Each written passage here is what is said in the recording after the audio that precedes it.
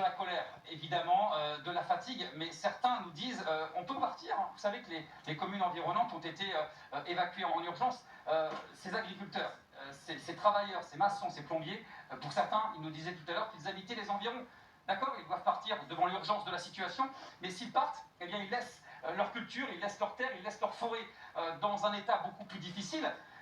Et c'est comme ça un peu partout hein, dans le département. Hier dans les Landes, un monsieur aussi a dit moi mon camping je dois rester, sinon malheureusement il y a tellement de départs de feu, des conséquences importantes, les pompiers ne peuvent pas être partout. Et résultat, il y a cette solidarité, cette mobilisation au péril de leur vie, parce qu'il n'y a pas de protection.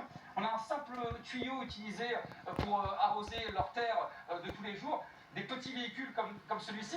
Pour vous donner un ordre d'idée, regardez la contenance ici, c'est 1000 litres. C'est 1000 litres. Il y en a les 4, 5, j'en vois les 5, 6 le long de cette ligne. Un CCFM, un seul camion de pompier, c'est 4500 litres. Et regardez, à l'instant, ces conséquences importantes pour vous dire que le vent part dans toutes les directions aussi. Là, des flammes et ce ciel orangé, ce ciel très noir. Et voilà, des forêts de pins, ces fougères aussi qui sont des combustibles et qui entraînent ce genre d'image. Un monsieur disait tout à l'heure, ils vont faire appel à tous les agriculteurs, à tous les habitants qui peuvent être présents pour justement sauver une partie de cette forêt et surtout éviter que les flammes entraînent d'autres conséquences et toucher les habitations qui sont là à environ 400-500 mètres d'ici. Merci beaucoup Brandon.